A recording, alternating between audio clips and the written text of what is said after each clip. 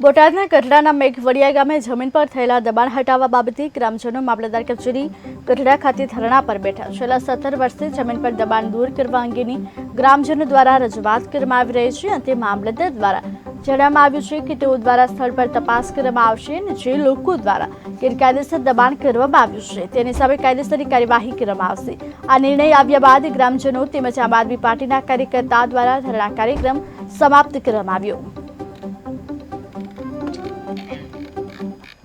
ઘણા લાંબા સમયથી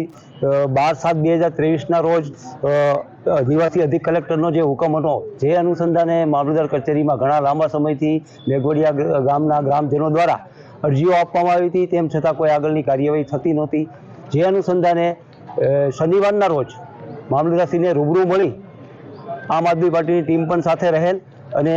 રજૂઆત કરતા જે અનુસંધાને આ ગ્રામજનો મામલતદાર કચેરી ખાતે ઉપવાસ આંદોલન ઉપર બેઠેલા છે, ત્યારે આજરોજ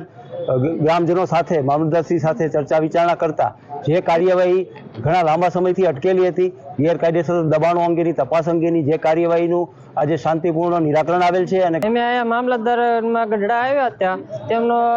ઘણો બધો પ્રયાસ કર્યો અને મામલતદારે એવું કીધું છે કે સ્વયં પોતે આવી અને જગ્યામાં તે જગ્યાને યોગ્ય મેઘવડિયા આવશે અને એ તપાસ